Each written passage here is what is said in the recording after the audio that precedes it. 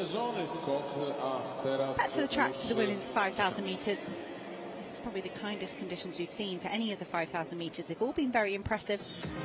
Salpeter tried to run away from Louisa Geiger in Division 3, didn't manage it. They ran 15:32 in a very hot morning. And Agate Kone of Latvia, the 18-year-old, ran 15:15 to win Division 2. Clara Lukin of Slovenia, very good pacemaking job there for Agate Kone. But that 15:15 has set the standard here. 16 athletes, Division all lined 1. up. Very, very strong athletes down there. Laps to the beautiful stadium here in Poland. Nadia Batacleti, one of those there with 13 on her hip. Rosenberg of Netherlands on the outside. Sjöberg of Sweden joins us. Mariana Machado, European silver medalist over 3,000 metres, and loads of the cross-country races. Tremendous battles over the years between Mariana Machado, this woman, Italy's Nadia Batacleti, and Clara Lukin, who I mentioned was in a different division in her Slovenian team.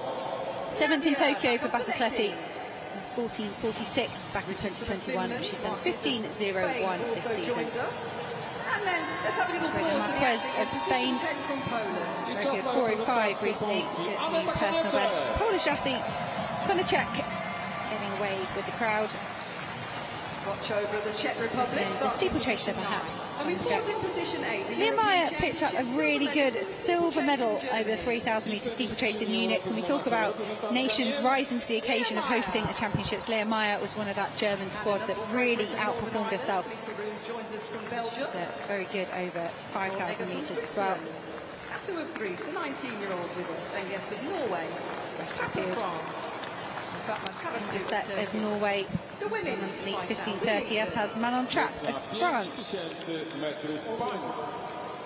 6 or 7 women in this field capable of running under 15:30.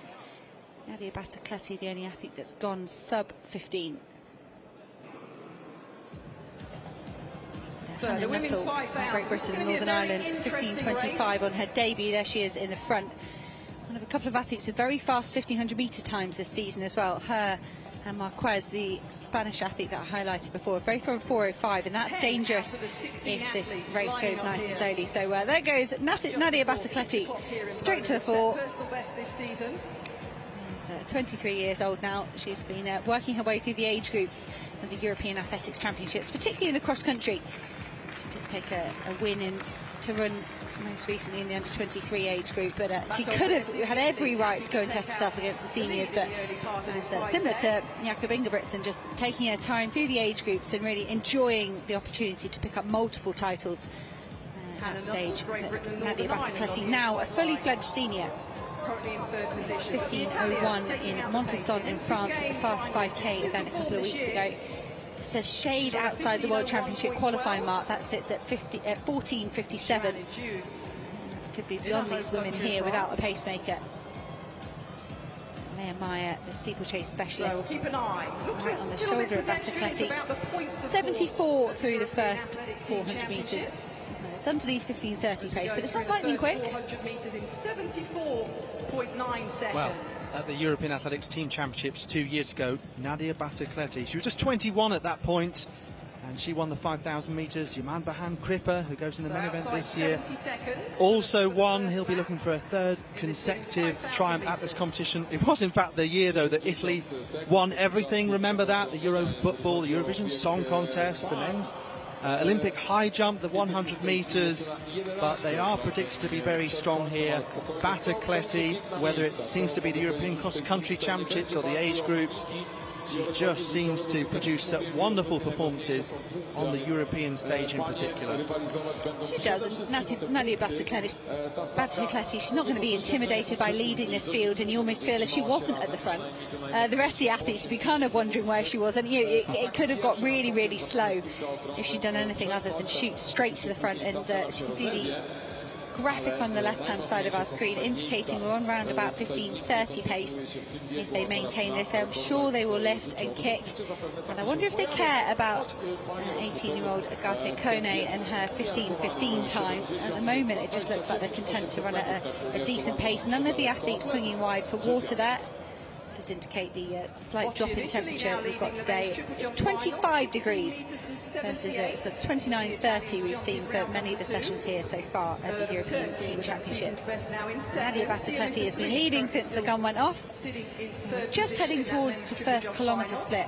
And it's still the Italian, happy to lead the way. Still pretty much bunched up in this women's 5,000 metres. 3:06, bang on 15:30 pace. Economic from Battocletti. I was going to throw this over to you, Hannah. Would you have expected this? I mean, we've seen plenty of European Cup, and then before it migrated into the European Team Championship races, which have been slow tactical affairs. 15:30 is fairly decent. It's fine, and I think we spoke a little bit about this yesterday. If you move a race into an endurance race into the realms of sort of respectability, that's at least the ballpark figure for the personal bests in the field, you reduce the unpredictability.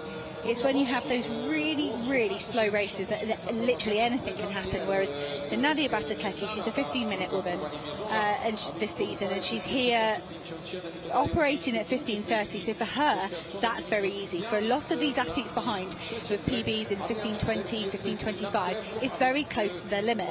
So why would you let it be 16 minutes and suddenly it's easy for everybody? You want it to only be easy for yourself and perhaps someone like Leah Meyer. Well, there's not much change going on out there. It's still Battocletti coming through and leading the way, taking control of the pace from the front, with Meyer and the likes of the Norwegian just tucked in behind her, Engerset of Norway. Would they have sat down, for instance, would Battocletti or Meyer have sat down with their coaches and looked down the start list and said, yeah, there's only really about 3 or 4 people in there that we perhaps should be worried about? Or would they have just not worried about that at all, not thought that through, overthinking? No, 100%. I think you'd sit down in an event like this where points matter. We'll come back to that. In the men's triple jump. Siamis, third round of the triple jump, finds himself in third place, 16:38. 19 centimetres behind. 19 more centimetres to improve. He's quite close to those superimposed marks. So the Greeks watching on and enjoying Siamis' performance. That is much, much closer. Well, it was a 2:29. Spot on. At 800 metres in this women's 5,000 metres. We've gone through the first Very kilometre in a experienced Greek, of course. 3:06. Bato Silesia, Long the Italian, established career. leading the way. And as we know, in the men's long jump, of course, Miltiadis Tentoglu has been rewriting the scripts. He's part of a great generation of Greek field eventers. 16:38 remaining his best, Siamis. So we were speculating, would the Italian team management and or Nadia Battocletti have looked at this field and their times and said this is the appropriate tactic, and I definitely think they would, Phil. I think you'd look down that line and go, like, Leah Meyer has done 15:06. That's very, very respectable. The danger Battocletti's doing here is just being a pacemaker for the German. But everybody else behind is outside 15:20. That they're on their limit. They're having a nice ride. They could be on for a personal best. But when it comes to lifting a sprint finish, I think Battocletti has perhaps turned this into a 2-person race with another 3:06 kilometre. So she's very, very comfortable here. I have noted that Hannah Nuttall ran a 4:05 PB recently, so she's obviously got a good turn of speed and is in form, certainly over distances perhaps a bit lower down the ladder, so to speak, from the 5,000 metres. So there's 1 or 2 other people in there who might also be considered to be good sprinters as well. Well, that's it. Aguida Marquez and Hannah Nuttall on those 4:05s. When you look at a start list like this as well, Battocletti would have gone, I'm not a 4:05 1500 metre runner. I can't leave myself vulnerable to those two, so she's taken it out pretty much bang on their limit. They're 15:25 runners. But Hannah Nuttall, Great Britain and Northern Ireland, is an interesting athlete. She's only run 1 5K ever, so we perhaps don't know what her ceiling is. Now this is interesting. Nadia Battocletti has very happily relinquished the lead. She didn't have to. But she said, well, 2K at 15:30 pace is enough. Let's have someone else have a go. And I would expect Nadia Battocletti, you see she's navigated herself off the rail there. She's protecting her position in the top 5 or 6. Hannah Nuttall having to go very wide. I don't think they would have particularly sped up here or slowed down. The French women pushing at the front at the moment. And we'll have to see, we're going to get another lap split when they come here. But man on trap, 15:22. So she's another athlete that would want it to be a respectable pace. Well, trap going to the front, I think visibly the pace has slowed down. Before it was at around 15:30 to 15:35, and it's now drifting back with trap at the front to 15:45 pace. So we have the benefit of 200-metre splits on our commentator information system, and certainly trap has slowed it down at the front there. I'm not necessarily sure she can do much about it, and it looks as though Maya, the German, is just enjoying the ride at the moment. Yeah, 77 lap there, well spotted, Phil. They are slowing down. It's been 74s pretty much the whole time Nadia Batacleti was leading, and Batacleti is, I think she's trying to decide what to do here. Trap looks over her shoulder saying, come on, I do not want to lead this whole field. Ingeset of Norway, the athlete being pushed to the front now. Expected to see Carolina Bekele Grovdal here representing Norway. I think she's struggling with a bit of mid-season injury, so Ingeset coming in instead, but she has broken her personal best this season, 15:26, and they're just losing track here of any opportunity at a personal best. The 3K mark will come round in the next 150 metres at pace staying well outside 15:30 now. You can see what that does to the field there, pushing and shoving as people slow down and speed back up. Mariana Machado had a very good couple of 5Ks already this season. The Portuguese woman just moving around the outside now to pick up the pace. She's new personal best of 15:15, back that up with a 15:19 in France. So she's in shape, but she might also have tired legs. It's the third kilometre, 3:13, so much slower than we had for the opening two.